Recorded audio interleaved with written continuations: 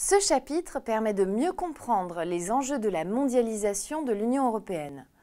Nous allons voir qu'il y a de nombreux points forts, mais que son modèle de développement est soumis à la concurrence internationale, nécessitant une adaptation parfois douloureuse.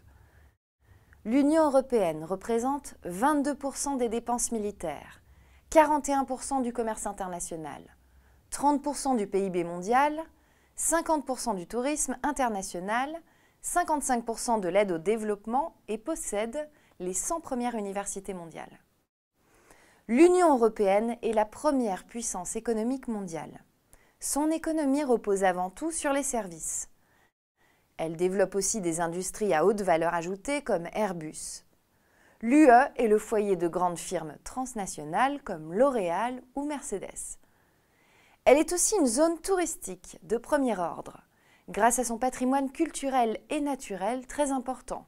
Londres, Paris, Athènes ou Rome sont par exemple des capitales touristiques majeures. Ce dynamisme économique s'appuie sur l'euro, adopté en France depuis 2002. L'Union européenne est composée de 28 États souverains en 2014. Forte de cette puissance, de nombreux pays souhaitent adhérer à l'Union européenne, comme aujourd'hui la Turquie ou encore l'Ukraine.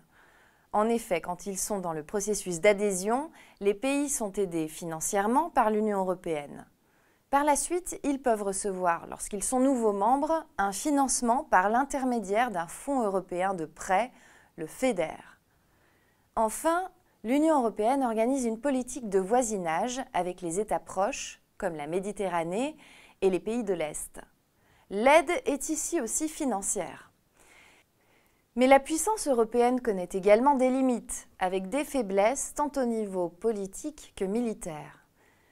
L'Union européenne est composée de 28 États souverains en 2014. Il est donc très difficile de se mettre d'accord d'une seule voix sur les sujets de politique internationale. De plus, la politique européenne de défense est en progrès, mais c'est encore l'armée américaine la plus puissante du monde. En effet, la question militaire étant un élément de souveraineté nationale, les avancées européennes dans ce domaine sont faibles.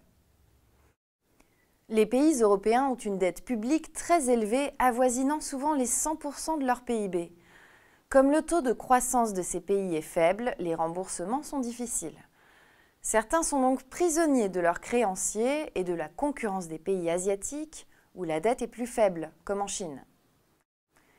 L'Union européenne est en position délicate, car son endettement massif et l'augmentation de la concurrence internationale rend son modèle de développement de plus en plus fragile.